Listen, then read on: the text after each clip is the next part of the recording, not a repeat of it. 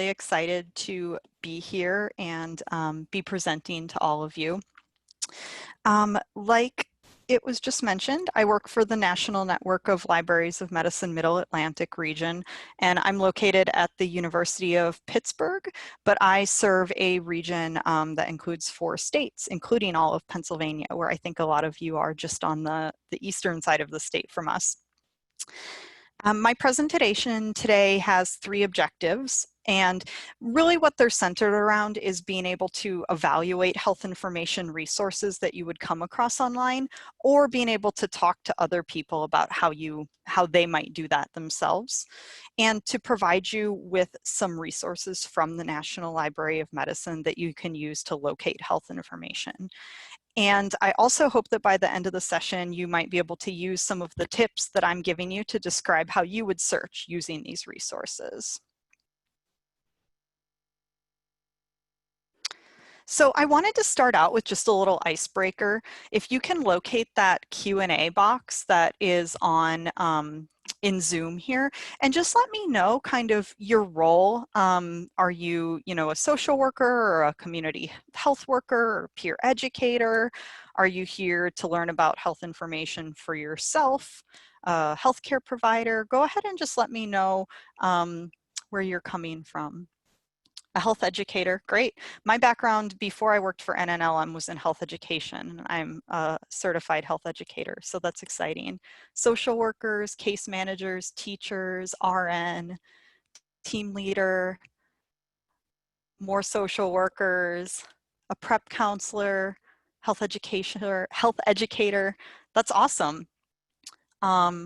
Exciting. Well, I think that from what you're sharing here, it's also a great time to test out this Q&A box, because I'm going to ask you for one other input in a few minutes. But it's really great to see that all of you are probably working with the community and maybe not only looking for resources for yourself, but for the community, working for community-based organizations, RNs. That's great. So I hope what I'll do is provide you with resources that either could be for you to find more clinical focused information, maybe if you're an RN or working in the medical field, or if you're wanting a tool to kind of give out to your community or recommend to your community. So that's great. Thank you all for sharing that. And it's really good for me to know the perspectives that you're all coming from. So to give you a little more background about me and where I'm coming from and why I'm here talking to you about resources today. Like I said, I work for the network of the National Library of Medicine in the Middle Atlantic region. My region serves Pennsylvania, New York, New Jersey, and Delaware, and we're part of a network of 7 other regional offices that all together make up the network of the National Library of Medicine. And all of these regional offices are funded by the National Library of Medicine, which is the world's largest biomedical library. And that National Library of Medicine is part of the National Institutes of Health, which is our national research agency. So you can see kind of how we scale down. My office, that green smallest box on the bottom, is kind of nested in the network that covers all the states. And then we're all part of under Nnlm, which is part of NIH. So that's kind of how we fit into the grand scheme of things. And why does this matter to you? Well, the National Library of Medicine actually creates a large number of health information resources for all audiences, like researchers, librarians, public health professionals, and for just the general public at large. And everything they make is a free online tool. And as a local outreach hub, the network of the National Library of Medicine, where I work as one of the regional offices, offers programs and training opportunities. We fund different grant projects. So we do a lot of work around the outreach and use of the tools that the National Library of Medicine produces. And if you work for an organization that gives health information out to the public, you are in Pennsylvania, New York, New Jersey, or Delaware, you're welcome to sign up for membership to the Nnlm Middle Atlantic region. If you work in a different state, you have a different regional office. So really, anyone in the US, any organization in the US can sign up to be a member of Nnlm. That's a free membership. You can do it on our website, which you see here. It's nnlm.gov/MAR for Middle Atlantic region. And what we offer is grant funding, different trainings for our members, networking. And so it's definitely a cool network of places. And an organization is a potential member, like I said, if they give information to the public. So that could be a library, it could be a clinic, a hospital, it could be a CBO if your focus is giving health information out to the community, it could be a school. It's a pretty large variety because a lot of us work to give health information out to our communities. So I have another question for you to type in the chat box, because our focus today is talking about getting trustworthy, high quality health information. So I'd like for you to share with me, if you're looking for health information online and you're on a website, what would make you know that it's a trustworthy source or a good source of health information? What sort of cues would you use to evaluate that website? If it's a .org, okay. Feel free to type in other ideas in the Q&A about how you'd evaluate it. A .gov, yeah. Who it is, yeah, so kind of like the author. Yeah, what is the URL? Is there an author even listed? That's a great one. Citations offered, yeah, that's a great option as well. Only go to sites affiliated with a hospital or organization that they're familiar with. Yeah, peer-reviewed if possible. It has contact information listed. Great ideas. Okay, sounds like a lot of you are pretty savvy on evaluating health websites. So I hope what I do today is I'm going to talk through kind of a framework that you can use. And this framework could be for you to use. A lot of you might know these tips, but it's also a great way to talk to the community about evaluating information if they're not sure. And why is this important? Well, a majority of people in the US use the internet to find health information, and there are positives to doing this. One benefit is that finding answers to our health questions can make us feel confident and we can feel empowered. However, there's a big variation, as a lot of you may know, in how reliable health information on the internet is. So not everything you come across or your community comes across, of course, is going to be a good choice or a trustworthy site. And this is important when we're talking about our health. E-health literacy is a term that includes being able to select the higher quality online resources over the lower quality, which is what I'll talk about in a minute. And the good thing is that those with higher e-health literacy are going to get more positive outcomes from searching for health information online. And I think that that makes sense, right? Because if when we do a search, we find good information, we're going to feel more empowered about finding our own information in the future. So how can you tell somebody else to evaluate an online health resource? I have a 5-letter acronym that I'll go through here. One of these, I can't remember if this one was mentioned in the chat box. You hit a lot of the main points though. But one of these, the first one starts with C and it stands for currency. And this is how recently the information was written. So a lot of you probably work in some sort of health field, as you told me, and think about what you know about medical treatment 100 years ago. I'm going to use a really extreme example. I wouldn't want to follow that advice from 100 years ago. So things have come a long way and they're always changing. And so it can be great to look for the date that the content on a website was last updated. It really might depend on the topic, but I always look ideally for the last 2 to 3 years if I can. Something else that you can do online to evaluate the currency of a website is that the links to the other sources are working. So if it's a website that's showing you, here's some other places you can go, and when you click all those links, they don't go anywhere, it says link broken. Well, nobody's been updating those, so are they updating the content on their website? So that's another one specific to online information. So we have C for currency. Next, we have R, which is for relevance. And this is saying that the source you're looking at should meet your information needs. Is it really answering the question that you have? Or does it seem like it was written for you? Meaning, do you understand it? Or is it filled with medical jargon that you're not familiar with? Or on the other end, maybe it's written in a too easy to read format so that you aren't getting enough information to answer your question. And this is why I think it's good to consider looking at a few trusted sources to find the one that best answers your question. And as we move through our presentation today, I'm going to show resources that have different levels of complexity. And this is because I want to make sure that everyone in the audience gets what they need from my presentation. But this doesn't mean that everyone has to or needs to use every resource. So, it's thinking about what makes sense to you and what you can use to understand a health topic where you are. We have two A's coming up. We have A for authority, and this is, a lot of you mentioned this, the person or the organization who wrote the information. Do they seem qualified to tell you about this topic? Anyone can go write a blog or create a website. I could go make my own website tomorrow if I wanted to. So just because it's online, it doesn't mean that it's accurate or good information. And so the author should be clear about who they are and how you could contact them. And somebody did mention the contact information.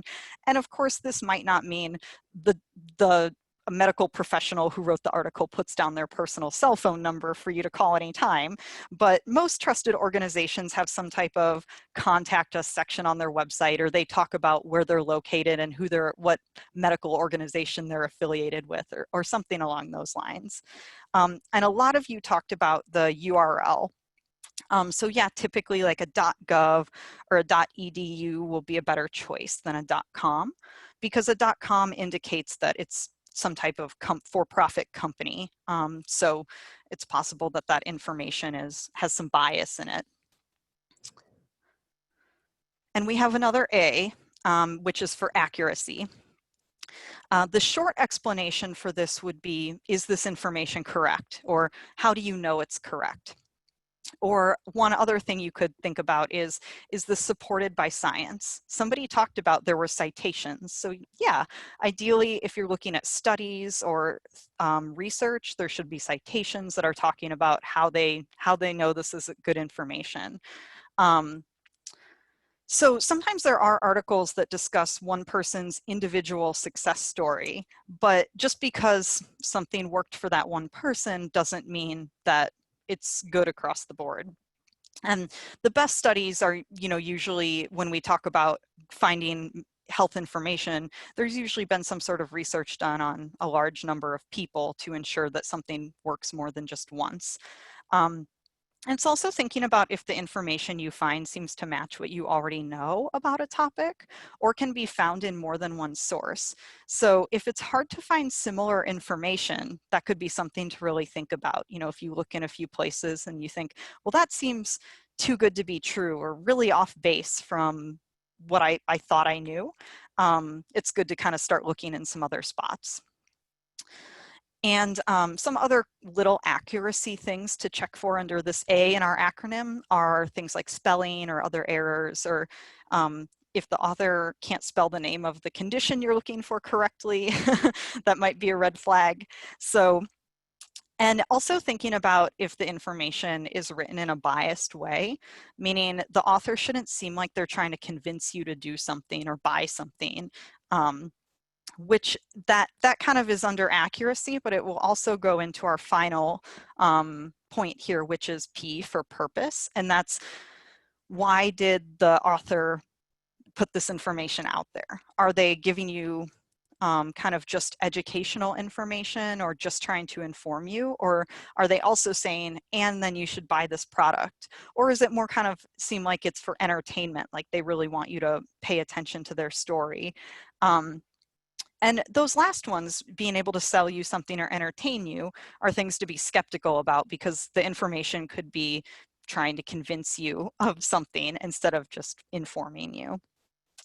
And it should be good that, they make their intentions clear. Are they saying that it's educational, or are they saying that it's another reason? So I know a lot of you sounded like you had a background in that. And so I hope this was just kind of a refresher or some other things to think about. And if you're talking with your community, they're good things to consider mentioning. And this is sort of a nice acronym for you to remember: the currency, relevance, authority, accuracy, purpose. I'll let you think about how you would want to pronounce that, but for a lot of people, it can be kind of memorable to use this as their acronym. So now that we're thinking a little bit about high quality health information resources, I want to talk about a few resources from the National Library of Medicine that you can use to find trustworthy health information. And the first one is Medlineplus. And this is a National Library of Medicine resource that was designed for the general public to find high quality health information. Medlineplus offers links to reliable health websites, easy to read articles, and contains information about drugs and supplements.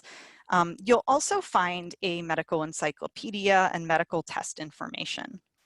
And Medlineplus is committed to providing only health information from trustworthy sources and from websites that are free of advertising to ensure that users only get trustworthy information. So that little acronym or test that we just ran through, is it credible, is it reliable, is it accurate? They've kind of done some of that work for you, because when you search for health information here, you won't get a blog, you won't get something that's an ad. So it's almost kind of taken that appraisal need. I don't want to say need, because it's always good to think about where it's coming from, but it's done a little bit of the work for you.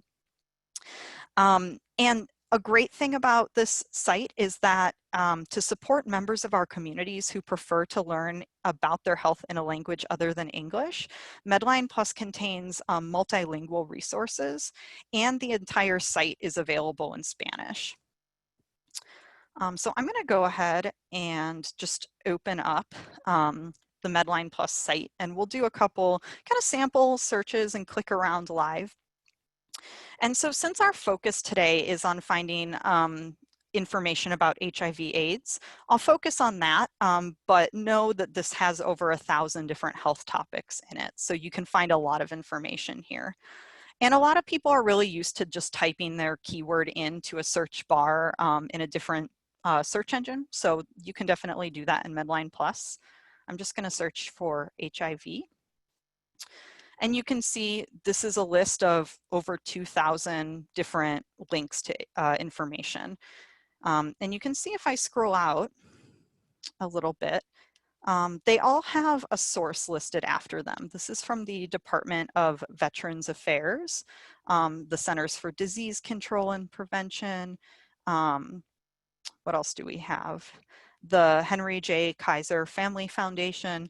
So they're linking you to good sources, and they're telling you who wrote it. And if I go back to that first page where my search results were, I got this little kind of blue like box that looks kind of like a file folder in my mind. And that's what Medlineplus calls a topic page. So if I click this, it's going to have that same information, but it's kind of all organized it for you a little easier. So you're not clicking through page 1, page 2, page 3. You kind of have this table of contents up at the top with summary, diagnosis, prevention, treatment, and that will take you to those resources kind of under the headings. So I really like to search specifically on topic pages when I use Medlineplus, because I like that it's all kind of organized for me here. And they also will show you related topic pages. So if you came here and then you thought, actually, I was really looking for something specific to pregnancy, well, there's a separate topic page that you can go to on that.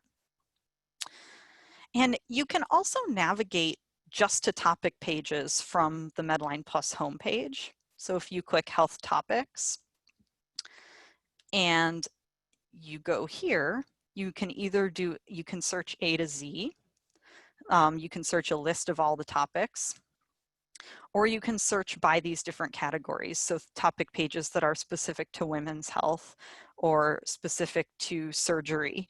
Or in our case of looking for HIV AIDS information, you could click immune system. And then you can see there's this whole section, it's alphabetized, that's taking you to those topic pages that are under the immune system.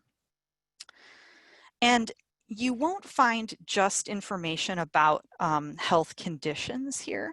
You'll also find information about things that relate to your health. So you can see here there's one called Living with HIV AIDS. And this is going to talk more about just what it says, living with HIV AIDS, you know, things like getting support, other healthy lifestyle things. So I like that piece about Medlineplus a lot, because I think we all know as nurses and social workers and health educators that there's a lot of things that affect our health outside, whether it's our social support or other things like that. And similar to that, you can also find a lot of information about things that affect our health under something like social and family issues. So you can see that under this heading, they have bullying, they have caregiver health, they have domestic violence. So those aren't necessarily illnesses or conditions, but they're all things that interact with our health. So it's really nice, I think, that these type of things are covered as well. And on the Medlineplus homepage, if we're thinking about health topics, there's another sort of its own health topic or button under health topics called drugs and supplements. And this will give you information just about what it says, prescription drugs and over-the-counter herbs and supplements. So the prescriptions is the top kind of bar there. And I'm just going to click one as a demo, and you can see what it's showing me is things like, why would this be prescribed? How should this be used? What should I do in case of an emergency? But it's really easy to read and easy to navigate through. So when we think about ourselves maybe having more of a health background compared to somebody who doesn't, this could be a really useful website for members of our communities to search. And down here, you'll find your herbs and supplements as well. And this has a lot of stuff on it. A lot of stuff I haven't even heard of. So you can see these are all different things like aloe vera or calcium, things that people, you know, might have purchased over the counter. And it tells us how effective is it? How does it work? Are there safety concerns? Something I really like is that it shows us, I'm on coconut oil, and it shows me something like that it's possibly effective for, we have insufficient evidence to rate the effectiveness for all of those other conditions. And then sometimes this one doesn't have it, probably just based on the type of research that they're citing, but sometimes it tells us if there's evidence to say that it is more definitely ineffective for certain conditions that maybe it was tested on. And then it talks about when it's likely safe or when it's possibly safe to use something. So that's a nice feature of Medlineplus as well. And I'm going to skip over videos and tools for a moment and show you medical tests. And this is, again, pretty straightforward in what it's going to show us, but it's a list of different tests that somebody may have to have for a variety of different purposes. This one's about allergies. So you can see here that they're explaining what an allergy is, and then what the test would be used for. Do you need to do anything to prepare for the test? Are there any risks to the test? What do the results mean? And so I think that that's kind of a great thing to have for somebody who might have to have something like an allergy test, or maybe it was explained to them, but they want a refresher, or whatever the case may be. But I think that's a nice feature to Medlineplus alongside that kind of health and drug information. And then I will jump back up to videos and tools, and there's a lot to explore here, which I won't dive too deep into, but feel free to click through those on your own. But I do want to point out that under videos and tools, you can find this evaluating health information tutorial. And this goes into more about how do you know a source is a good source. This was developed by the National Library of Medicine, and it's talking about just what we talked about really briefly before I jumped into my presentation, but has a checklist that can be downloaded to tick through what you should be looking for and how do you know that sources are good sources. And somebody could just click here to start the tutorial. So that can always be a nice recommendation to make out in our communities as well. And finally, I'll show you just real quick. This is where you can switch the site to Spanish. So it says Español, and you switch it, and Medlineplus becomes Spanish. And then you can just switch English to flip it back. And down at the bottom, you can look for other language information here. Nnlm creates another multilingual resource site called Health Reach that I won't be demoing today, but it will be linked in this section of finding information in multiple languages. So we'll link out to that site for you. And I know that we're primarily here today to talk about resources for HIV/AIDS information, but I know that the COVID-19 pandemic has probably affected all of us in some way. So I did want to highlight this information as we move along. You can see 2 links on the Medlineplus homepage in this little red box. Those were added specifically to help you get to trustworthy information about COVID-19.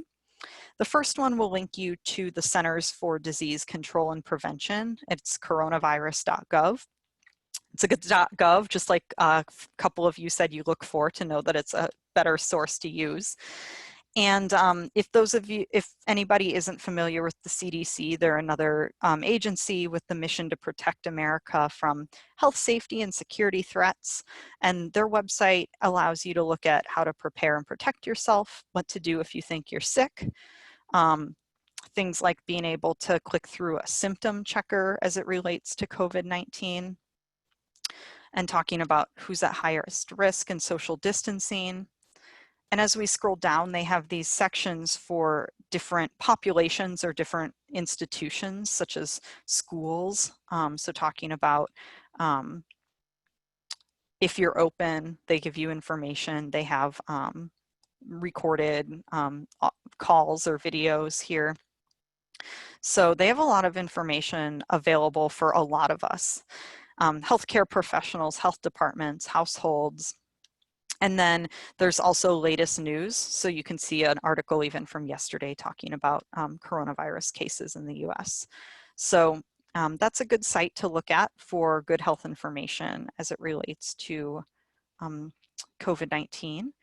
The other link that will pop up is to the National Institutes of Health. And the information that you'll find here is going to be a little more focused on research. So if you're looking for information for you or your family, I think the CDC is a good first go-to. But this NIH link will show you things like grants and funding for those who are doing research about COVID-19. So it's a little more like healthcare and research focused. They have treatment guidelines, and they also have resources from NIH. So kind of different just announcements about news related to the pandemic and specific news releases here. A lot of these are about research that's being done. And then there's some blog posts from NIH's director. So that's the other one that you'll find linked in Medlineplus and linked in a lot of our sites you can see here. All right. So I'm going to go ahead and talk about our second resource for today, which is called Clinicaltrials.gov. And this is a repository of past and current clinical trials around the world. There are a large number of clinical trials registered here, including most US-based clinical trials. And if a trial is completed, you can actually find the results of that clinical trial as well. Like I said, like all Nnlm resources, this is available for free for anyone, but I think is especially useful for people like researchers, healthcare providers, and patients who might be interested in enrolling in studies. And you can see the reach is pretty large. 316,000 plus trials are registered. So I'm going to go ahead and open that up. And you can see there's a pretty easy to use search box right on the front here. So this is where I always start when I search. You can choose to type in a condition or disease. Other terms, they give you the example, like if you knew an investigator name or a drug name, and then the location. I'm just going to start off with our theme of looking for HIV AIDS information. And I'm just going to type that in as my keyword and leave everything else blank for now to see what comes up. So it's giving me a list of clinical trials that all relate to my keyword or what I typed in of HIV AIDS. And there's actually almost 8,000 available. And so each one is kind of a link that will show you more about it. It's giving us a little bit of information on the right-hand side, such as the location and the type of intervention if you're interested in that. And then if I go ahead and open one of them up, it's going to show me a little bit more, well, I guess a lot a bit more about the study description. So this is telling me this specific trial is to develop a new mobile health, or they're calling an mHealth system, that will send text messages to remind pregnant and non-pregnant women with HIV to adhere to their treatment plan, things like keeping appointments, filling prescriptions. And they want to see if this system is feasible and easily accepted and if it impacts people's health in a positive way. So they're kind of telling us overall what they want to find out. And then they're talking about the study design, the estimated completion dates, what type of outcomes they're going to collect data on or measure, criteria for people to enroll, and the contact, so the person who's doing it, and the location. So this is actually taking place at the University of Miami. And then there's more information and different links down here, but it gives us quite a bit of information. And I know a lot of you are health educators. I used to work as a health educator at a hospital myself. And being in that clinical setting, a lot of patients would ask if there was any way to find out which ones were recruiting or which ones they could enroll in. And so there is a way to narrow down by that. You can just go over to the left-hand side and you can select recruiting and hit apply. And now we've narrowed it down quite a bit. It's just taking a minute to load. The joys of being on my home internet. And you can see that now instead of 8,000, I only have 701 studies. And I say only, knowing that that's still quite a bit to scroll through, but at least we've narrowed it down a bit. And now these are all just the ones that are recruiting, meaning that somebody could currently look at those criteria and find out more about if they could enroll. So that's a great way to narrow it down. Something else that I like to use is the map. So when I go up to the top and I click this little tab that says on map, it's going to give me a worldwide map, because like I said, there are international studies listed here. You can see that there's some in Africa and Europe, in Asia, South America. So there's quite a bit. But if I only wanted to know about the US, I can just select that. And then I could select based on my state. So if I choose Pennsylvania, now there's 35. And our recruiting checkbox kind of stayed, I guess you could say, turned on. So now we're looking at HIV AIDS clinical trials that are recruiting, that are in Pennsylvania. And now we only have 35 to look through. So that's a little more feasible, I think, when we're looking for information. You can also, if you were somebody who was looking for the reverse, you could uncheck recruiting, and you could find those that are completed and have results available. So I went ahead already and unchecked recruiting. I do still have my Pennsylvania filter on, which is why it didn't go all the way back up to almost 8,000. But this little drop down on the left says study results, and then I can choose with results. And now my list will have, in just a moment, my list will have clinical trials that have results. And it has this little link that says has results underneath it. And when I click that, it's going to take me to look at those. And this is where it starts to get a little more, I think, research focused, because what it's telling me is who enrolled, things like who might have dropped out, or kind of looking at what it's telling me the primary outcome, possible issues, it looks like, with the treatment. So it's giving me some of those numbers and percentages. This was testing, it looks like, a vaccine. So that's stuff to look through. I think if you're more of a, I don't know, a provider or a researcher, you could use it however you like, but it's good to know that it's there. And finally, on our last thing to look at on clinicaltrials.gov is our coronavirus information. And you can see that they have in this kind of peach colored box on the left-hand side, a link that says listed clinical studies related to COVID-19. And now we're looking at those clinical trials or other studies that are, you can see the condition is COVID-19. So it does that search for you kind of automatically when you click that link. And then up at the top in this other box, I won't demo all of these, but this bottom one that says NIH, those will be actually just treatment guidelines.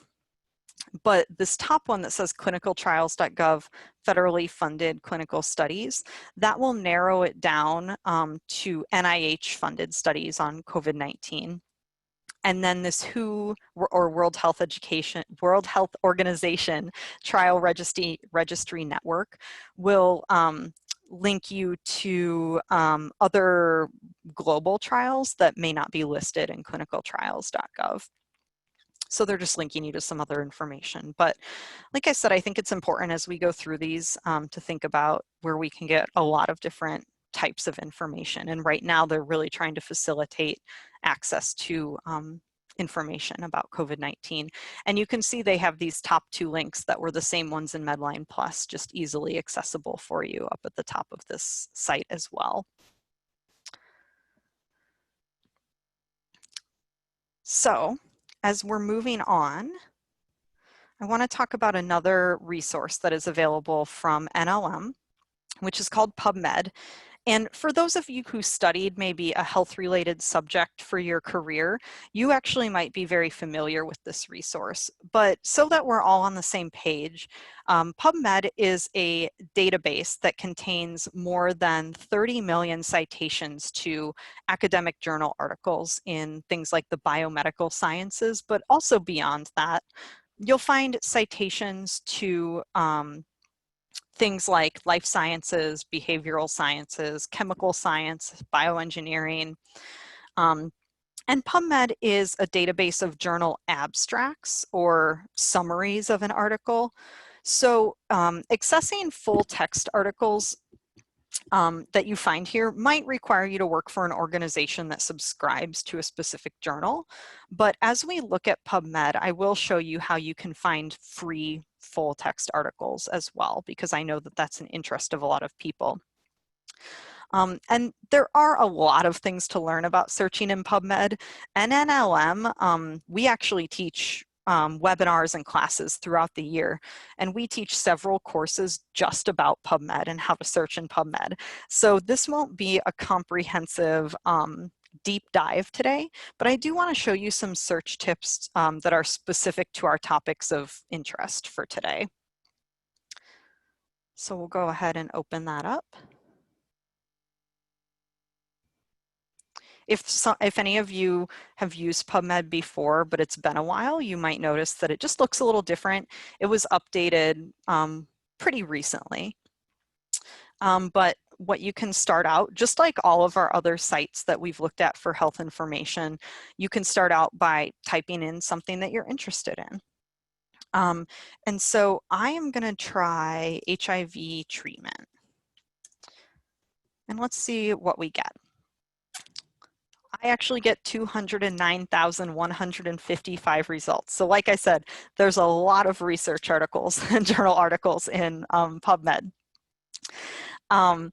So there are a couple nice ways to start narrowing this down. Of course, if I had a more specific, I typed in a pretty broad topic. HIV treatment could be a lot of things. So, you know, you could be more specific in what you type in. But you can also look at filtering it by the year. There's this little kind of graph over on the left that's showing the years. So if I wanted to drag this, let's say I want 2014 and onward. Now I've narrowed it down a little bit because I've made it the most recent articles. And I think we talked about that when we talked about evaluating, you know, not that we don't maybe want to know about research from the past, but perhaps I really want to know about most recent publications. And then you can see now we've narrowed it a bit. There's a lot of other what we call in the PubMed world filters on the left-hand side. And one of those is called free full text. So first I'll show you when I click one of these, I get the abstract, which is sort of like a summary or looking at generally what the article might cover. And then I would have to click here to open up the full text if I wanted to read the whole thing.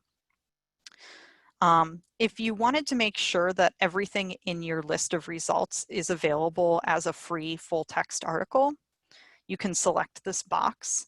And now you're looking at the things that match your search terms plus the year plus are available for free. So you wouldn't have to worry about subscription if you don't work somewhere that has access to journal articles.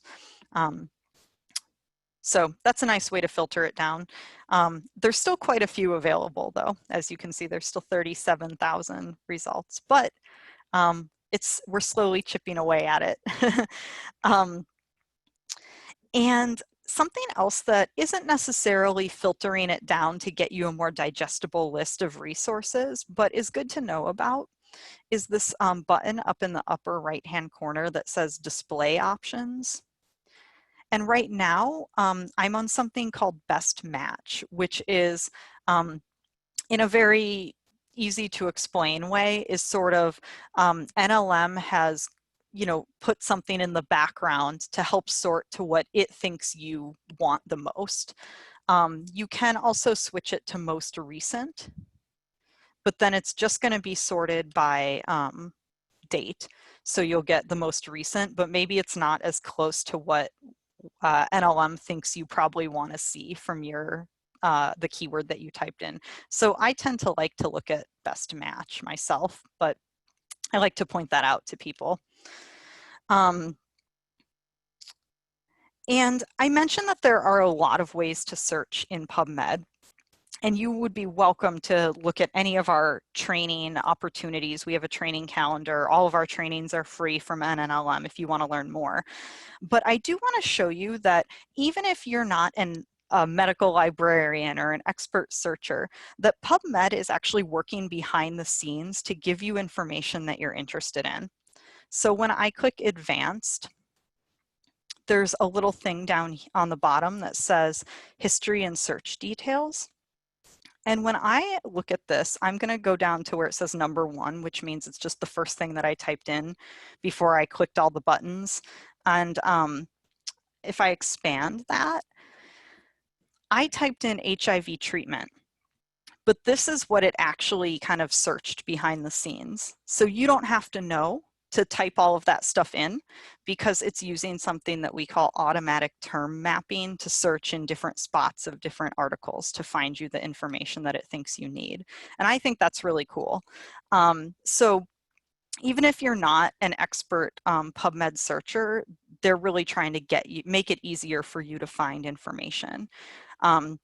So the basic way to search in here would just be to search your main keywords, like I did HIV treatment. You don't have to use and or. You can just do kind of the primary needs that you have or things that you want to know, and it's going to start out by helping you with that automatic term mapping. Something that's very cool, specific to our topic for today, is that you can find something called a subject filter, and that is right here. So it may not automatically show up on your screen if you haven't used it before, but all you need to do is click additional filters and go to subject, and you can see there's this AIDS subject filter. And again, without diving into super deep detail, basically there's something kind of saved behind the scenes to get you, to facilitate you searching for articles that are about HIV AIDS. So when you select that and hit show and you click it to turn it on, it helps you to narrow your results down to something in that subject. The one thing that is good to remember though is that it will stay turned on. So if you don't want to use it anymore, you do need to uncheck it. But basically what it will do is I could search, I'm going to say just mental health, because we talked a lot about social support when we looked at Medlineplus and how that can affect our health. So if I type that in and then I click this, now I'm looking at mental health, but it used that subject filter to get me to, you can see things about mental health and HIV AIDS. So that's a really cool filter to know about if this is a area of specific interest for you. And there's tons of other choices that you have as well. When I opened that up, you could see language, or if you are interested in a specific professional journal or a type of article, you can definitely explore those a little bit more. And like I said, this is one of our more complex, I think, tools to search for from the National Library of Medicine. So one, if you think Medlineplus answers your questions, I think that's a great place to start. So like I said, I wanted to kind of give different levels of complexity and information today, but you can definitely think about which resources are going to be the best to get you to the information that you need. If you do want to learn more about searching PubMed, I will show you how to access our Nnlm trainings in a moment, but there's also on this PubMed homepage this FAQ and user guide section where you can learn more about searching for research and journal articles. And very similar to our other resources, there's COVID-19 information linked at the top. The top two links are, again, the CDC and NIH, the ones we demoed from Medlineplus. I'm not going to do a deep dive of this bottom one. It's very kind of technical clinical content. You can see literature, sequence, and clinical content, but that's an extra one there.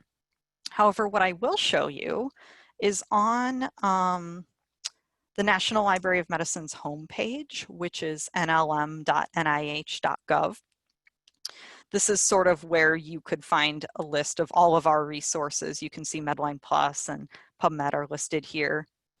They have this little page about coronavirus disease 2019. And under additional Nnlm resources, there's a bullet that says find latest journal article citations. And when I select that, I go straight back to where I just was in PubMed. But now this whole long field of COVID-19 information has been typed in. So again, you wouldn't have to know that that's how a medical librarian or an expert would type it in. They've already kind of saved it in there for you. And then these are different journal articles or research publications about COVID-19. And you could use these same filters over on the side too. So the last thing I'll show you is that I think it's really cool that all of or most of NLM's resources, in a way, I like to say they talk to each other, which means that you can find information. You can kind of search one resource from another resource. So for example, if I go back to my HIV/AIDS topic page that we looked at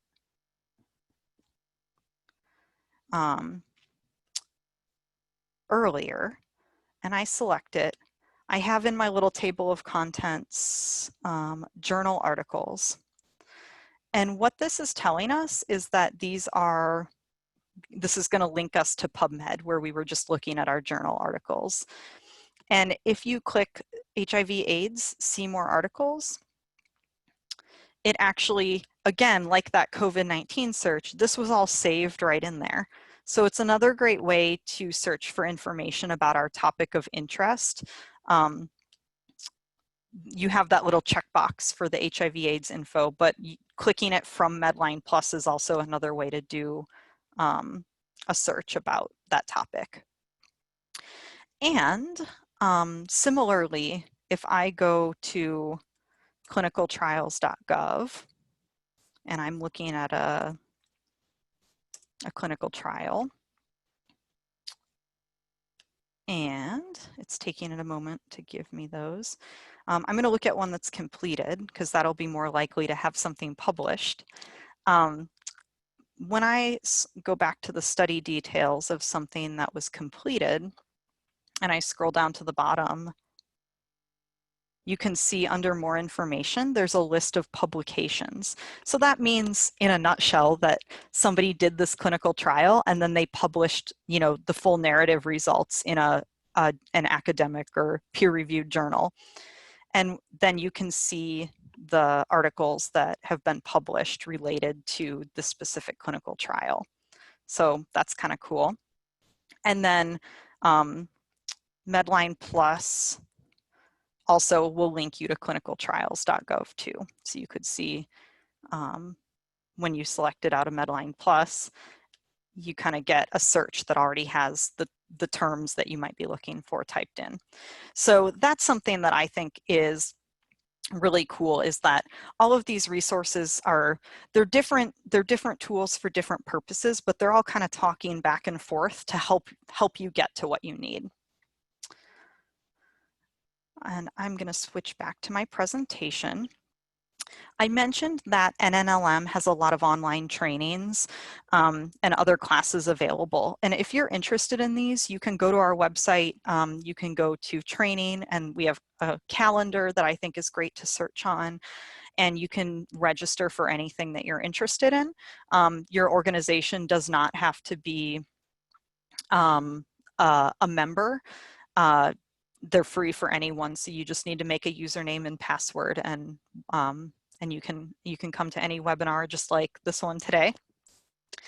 And I also mentioned earlier that we are a network of lots of different organizations that give health information to the public. So you're welcome if your organization is interested in becoming an Nnlm member. Again, you can go to our website, which is nnlm.gov, and you can select join the network. And what we would ask you for there is to kind of designate a contact person for your organization. If we aren't sure what your mission is, maybe we'll follow up and ask you to tell us about yourselves. But for the most part, any organization who gives information out to the public is, like I mentioned, is a potential member. So I'm sure we'd be happy to have you. And now I would love to open it up for questions. Wonderful. Thank you so much for that, Erin. That was a tremendous presentation. I think in this day and age when there's so much health information going around, and especially via Facebook or social media, I think the democratization of reliable resources is vital. So thank you for this presentation, and thank you for the work that you do. Yeah. So I just want to encourage the audience to put on your thinking caps and think of any questions you may have.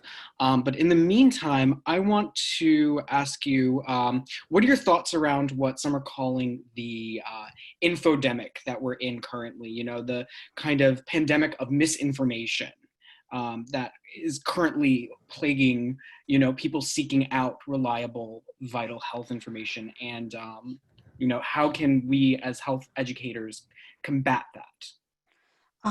Yeah, I think it's tough. I think our librarians are really important resources to turn to. I know right now, you know, some public libraries might not be reopening or maybe are doing different procedures. I can't speak to everybody's community, but I think generally a public library is a great place to go if you need help finding health information or finding a lot of types of information. So I think they're kind of a really trusted resource in our communities right now, and they're spaces that are open to everyone. So I think, you know, they're an important resource to consider. And I also think using kind of that framework that I talked about for health information, using that or talking to our communities about that and kind of trying to give those examples of why we should think about where we're getting our health information can be really useful. I think it can be hard because, you know, there is stuff shared on social media and there's you know, stuff passed around different places, but I think hopefully if we are able to kind of stop and think through where is this really coming from and who really said it and how do we know that that's a good source, maybe that can help out a little bit. Exactly. Thank you. Thank you for that. And I always like to add, a meme on Facebook is not always the best source of information. I see too many memes going around the internet claiming to be reputable. So yeah, thank you. And with that, I'll hand it over to Kat to facilitate the questions. Great. Thank you, Erin, for that wonderful presentation. And thank you, Kyle, for getting Q&A started for us. Let's continue with some more great questions. Erin, on clinicaltrials.gov, how are the trials organized on the results page when searching, i.e. alphabetically, chronologically? You know, that is a good question. And I can't remember offhand, but I can definitely look into that and send a follow-up, or if that individual would like to shoot me an email to my email address, then I can find the answer out. Wonderful, thank you. Are there any other questions?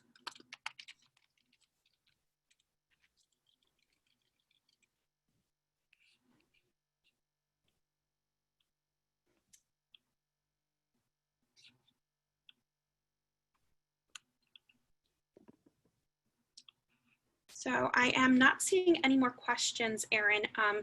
Do you have any final thoughts for the viewers? I think that, you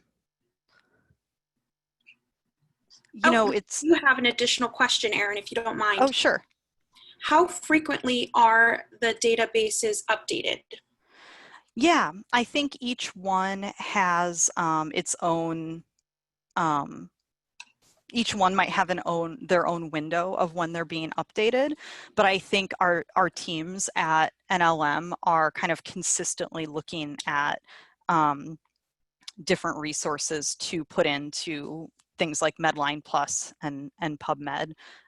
So I think there's always continual thought going into those, and on each one it should have kind of an about this website thing that would tell the specific standards for that tool.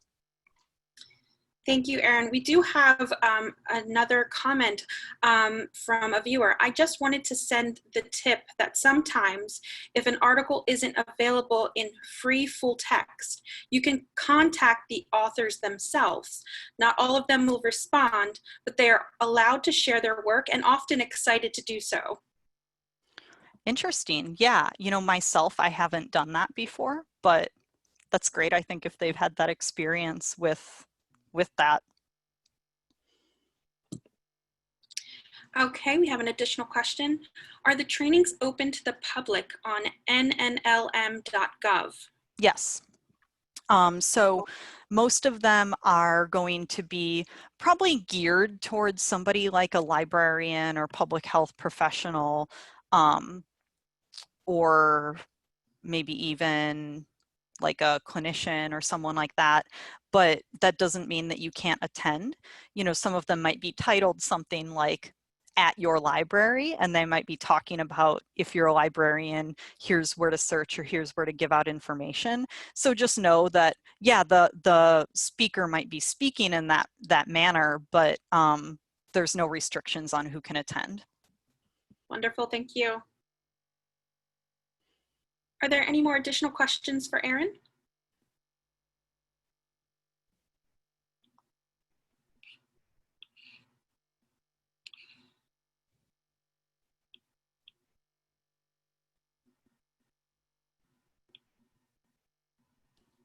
Hey, thank you to our audience. Thank you, Erin, and thank you, Kat, for facilitating the questions.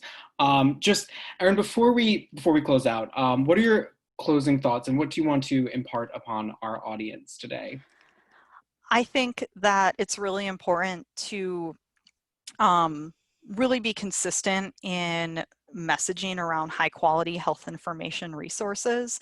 I think it can be easy to think, oh, let me just Google that, or let me just pull something up real quick. But I find that it's kind of a peace of mind to pull up Medlineplus and find that information there and know that what I've searched is trustworthy.